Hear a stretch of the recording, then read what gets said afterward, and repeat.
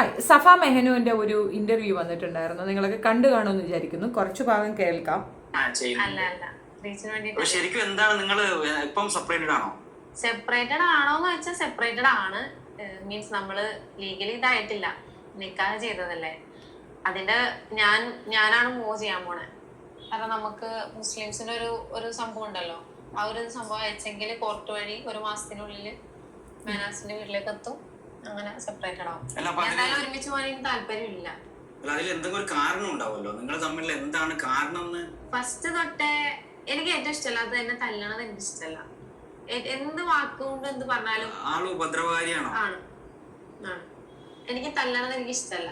ഗർഭിണിയായപ്പോ വരെ എന്നെ തല്ലിയിട്ടുണ്ട്. പക്ഷെ ഈ അടുത്തുണ്ടായ സംഭവം എന്ന് വെച്ചാൽ 2 ആഴ്ച മുന്നേ എന്റെ കുട്ടി അവിടെ വാക്കറിൽ നടക്കുന്ന സമയത്ത് ചെറിയൊരു ഇഷ്യൂ ഉണ്ടായുള്ളൂ. ചെറിയൊരു ഇഷ്യൂ വാക്കറിൽ നടക്കുന്ന സമയത്ത് മാനിന്റെ ഒരു ഫ്രണ്ട് ഫോൺ വിളിച്ചപ്പോ മാനോട് സംസാരം തെറി ടൈപ്പ്.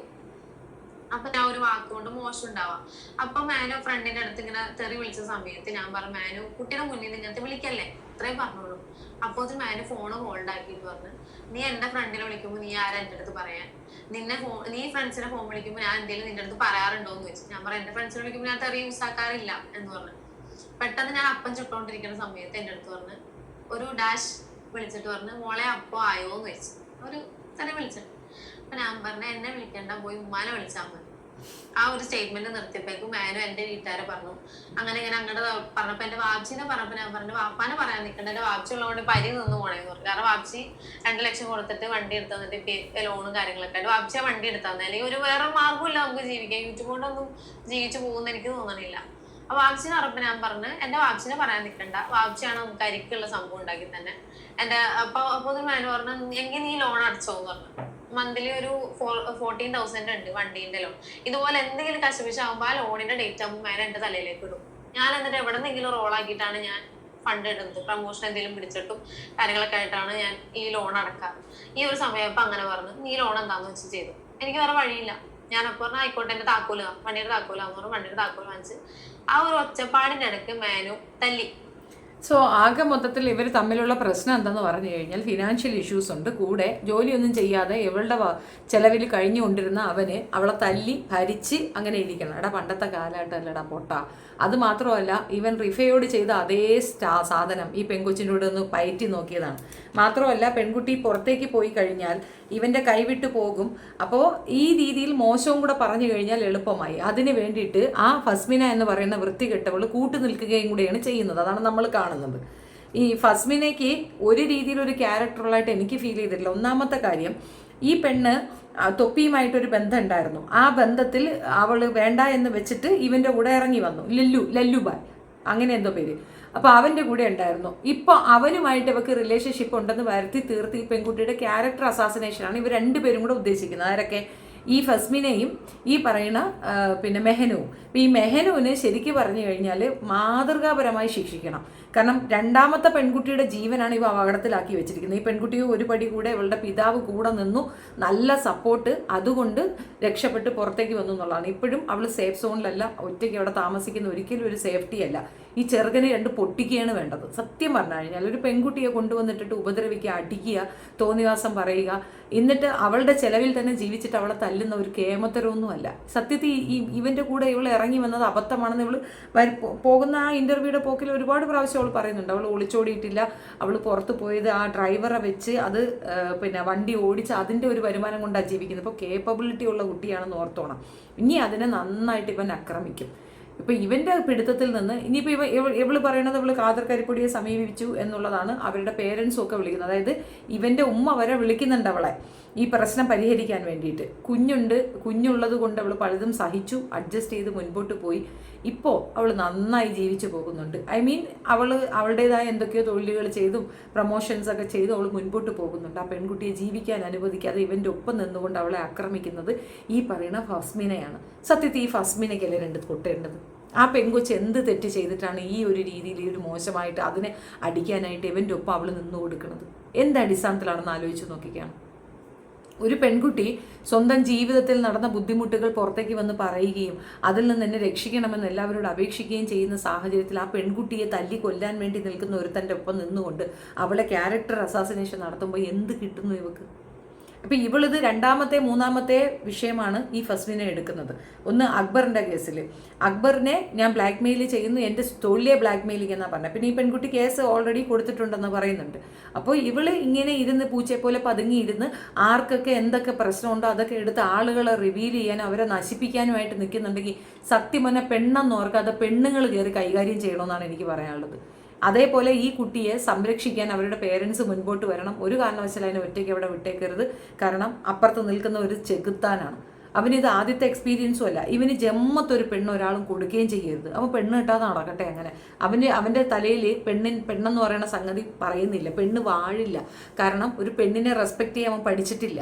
അവൻ്റെ ഉമ്മ അത് പഠിപ്പിച്ചു കൊടുത്തിട്ടില്ല. അതുകൊണ്ടാണ് അവൻ പെൺകുട്ടികളെ കൈവയ്ക്കുന്നത്. നമ്മളെ തല്ലാനും കൊല്ലാനും അല്ല നമ്മൾ നമ്മുടെ കുട്ടികളെ ഒരുത്തൻ്റെ കൂടെ കെട്ടിച്ച് വിടുന്നത്. അപ്പോൾ ഈ പെണ്ണ് ഇഷ്ടപ്പെട്ടിട്ടാണ് പോയതെങ്കിൽ പോലും ആ പെൺകുട്ടിയെ ഇവൻ ഉപദ്രവിക്കാൻ ഇനിഷ്യേറ്റീവ് എടുത്തിട്ടുണ്ടെങ്കിൽ ഇവൻ അടിയുടെ കുറവാണ്. ആ പേരൻസ് നമ്മളെയൊക്കെ കാണുന്നുണ്ടെങ്കിൽ, എന്നെ കാണുന്നുണ്ടെങ്കിൽ ദയവ് ചെയ്തിട്ട് ഹൈ റിസ്ക് ആണ് ആ കുട്ടീനെ അവിടെ തനിച്ച് നിർത്തിയിരിക്കുന്നത്. മാത്രമല്ല ഡിവോഴ്സ് വാങ്ങിയാലും ഗാർഹിക പീഡനത്തിന് ഇവനെതിരെ കേസ് കൊടുക്കണം, ഇവനെ പിടിച്ച് അകത്തിടണം, 2 പറ്റിക്കണം. ഇനി മേലിൽ ഇവൻ ഒരു പെൺകുട്ടിയെ തല്ലാൻ കൈ പൊക്കരുത്. ഒരു പെൺകുട്ടിയുടെ ജീവനാണ് അവൻ കളഞ്ഞത്. ആ കുട്ടിയുടെ അമ്മ ഇല്ലാതാക്കിയവൻ, അച്ഛൻ ഓൾറെഡി വേറൊരു കെട്ടി, അവൻ സുഖത്തിന് വേറെ ആളെ കിട്ടി. ആ കുട്ടിയുടെ അവസ്ഥയെന്ന് ആലോചിച്ച് നോക്കി. പെറ്റുമ്മ നഷ്ടപ്പെട്ട ഒരു കുഞ്ഞ് അപ്പുറത്തുണ്ട്. ഇനി ഈ കുട്ടിക്കും കൂടെ ഉമ്മ നഷ്ടപ്പെടും.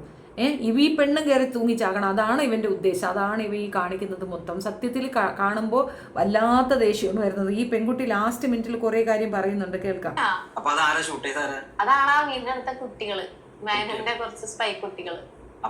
പറഞ്ഞിട്ട് ചെയ്യിപ്പിച്ചായിരിക്കും തോന്നല്ല. വെസ്റ്റ് അവര് വെറുതെ ഒരു വീഡിയോ എടുത്തായിരിക്കും.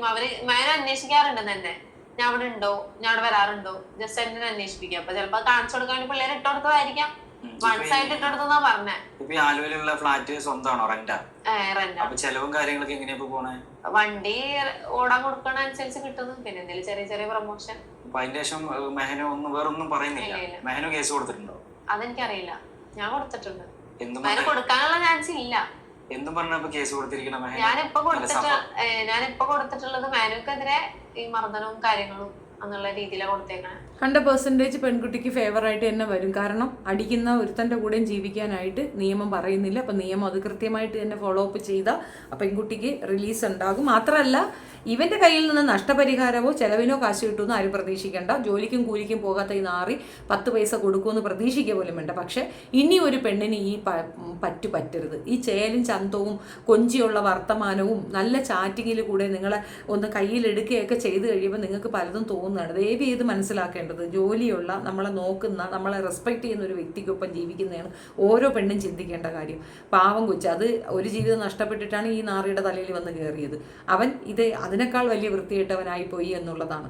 അതേപോലെ ഈ പെണ്ണിൻ്റെ ഒപ്പം നിൽക്കുന്ന ഇതിനേക്കാൾ ക്രിമിനൽ മൈൻഡുള്ള, അതായത് ഈ പറയുന്ന മെഹനുവിൻ്റെ ഒപ്പം നിൽക്കുന്ന ക്രിമിനൽ മൈൻഡുള്ള ഫസ്മിനെയും സോഷ്യൽ ഈവിളാണ്. ഇത്രത്തോളം ബുദ്ധിമുട്ടുന്ന ഒരു പെൺകുട്ടിയെ വീണ്ടും ബുദ്ധിമുട്ടിക്കാൻ വേണ്ടിയിട്ട് അവളെ വൃത്തിഹത്യ ചെയ്യുന്ന രീതിയിൽ പറയുന്നു. അവൾക്കെതിരെയും അവൾ കേസ് കൊടുത്തിട്ടുണ്ടെന്നാണ് പറയുന്നത്. കാരണം അത് കൊടുക്കണം, അത് കൊടുക്കേണ്ട രീതി തന്നെയാണ് ആ കുട്ടി കൊടുത്തിരിക്കുന്നത്. കാര്യം പിന്നെ അത്ര ഇതല്ല എന്ന് നമുക്ക് തോന്നുമെങ്കിലും കാര്യക്ഷമതയോടുകൂടി തന്നെ കൈകാര്യം ചെയ്തിട്ടുണ്ട്. ഭീഷണി, ഒരാളെ ഇൻബോക്സിൽ ഭീഷണി ചെയ്യുക, നിൻ്റെ ഇതൊക്കെ ഞാൻ പബ്ലിക്കാക്കും എന്നൊക്കെ പറഞ്ഞുകൊണ്ടുള്ള ഭീഷണി ഉണ്ടല്ലോ, അത് വെറുത്തായിട്ടുള്ള സാധനമാണ്. അങ്ങനെ ഭീഷണിപ്പെടുത്തി അതിൽ കൂടെ അന്നം ഉണ്ടാക്കാമെന്ന് തെറ്റിദ്ധരിക്കുന്ന അവൾക്ക് നല്ല അടിയുടെ കുറവാണ്. പിന്നെ അവൾ വിട്ടിട്ടില്ല മറ്റവനെ. അവൻ ഇവളുമായിട്ട് യാതൊരു ബന്ധവും ഇല്ലാന്ന് പറഞ്ഞ് മാറി നിൽക്കുന്നു. കാരണം കണ്ടന്റിന് വേണ്ടിയിട്ട് ഭർത്താവുമായിട്ട് പിണങ്ങി എന്ന് നുണ പറഞ്ഞതുകൊണ്ട് അയാൾക്ക് വേണ്ടാവില്ല. അത് ലല്ലുവിൻ്റെ ഭാഗത്തൊരു ന്യായമുണ്ടെന്നാണ് എനിക്ക് മനസ്സിലാകുന്നത്. നമ്മൾ എല്ലാം കണ്ടന്റ് അല്ലല്ലോ, ലൈഫല്ലേ. അപ്പോൾ ലൈഫ് റിസ്കിലാക്കുന്ന ഈ വൃത്തികേടിനെതിരെ ശക്തമായി പ്രതികരിക്കുക എന്നുള്ളത് ആ ചെറുക്കൻ്റെ ഉത്തരവാദിത്വമാണ്. അത് അവൻ്റെ റൈറ്റ്സ് ആണ്. അപ്പോൾ അത് അവൻ കറക്റ്റായിട്ട് ചെയ്യുന്നുണ്ട്. ഇവളെയൊക്കെ എന്താ ചെയ്യേണ്ടതെന്ന് അറിയത്തില്ല. ഇതൊക്കെ കാണുമ്പോൾ അതിശയം തോന്നും. ഇപ്പോഴത്തെ ജനറേഷൻ എങ്ങോട്ടാണ് ഈ നടന്നു നിൽക്കുന്നതെന്ന് അറിയാൻ വയ്യ. കുട്ടികൾ ഇഷ്ടം പറയുമ്പോഴും നമ്മളൊരു കൺസേൺ വെക്കണം. എടുത്തുചാട്ടമൊക്കെ ഉണ്ടാകും. ഇപ്പോഴത്തെ സോഷ്യൽ മീഡിയ ആക്റ്റീവ് ആയതുകൊണ്ട് പേരൻസിന് അമിതമായിട്ട് ഇടപെടാൻ പറ്റാത്തൊരു സാഹചര്യമുണ്ട്, അത് മനസ്സിലാകുന്നു. പക്ഷേ ഇങ്ങനെ കയറൂരി വിട്ട് അവസാനം നമ്മുടെ കുഞ്ഞുങ്ങൾ നഷ്ടപ്പെട്ട ശേഷം ഇരുന്ന് കരയുന്നതിനേക്കാൾ ഉപരി അത് ശരിക്കും ആലോചിച്ച് ചെയ്യേണ്ട ഒരു കാര്യമാണ്. ഈ വിഷയം കണ്ടപ്പോൾ പറഞ്ഞതേ ഉള്ളൂ. ഇതിൻ്റെ ഒപ്പം ഞാനൊരു വീഡിയോ ഇവിടെ ചേർത്ത് വയ്ക്കുന്നുണ്ട്. ആ മോള് പറഞ്ഞ ഒരുപാട് കാര്യങ്ങൾ നമ്മുടെ ഉള്ളിലുണ്ട്. ഒരു പെൺകുട്ടി കൂടെ അതുപോലൊരു വിക്ടിം ആകരുത് എന്നുള്ളത് കൊണ്ട് മാത്രം ചെയ്യുന്ന വീഡിയോ ആണ്. നിങ്ങളുടെ അഭിപ്രായം കമൻറ്റിൽ പറയുക. വീഡിയോ ഇഷ്ടപ്പെട്ട like, share and subscribe. Thank you.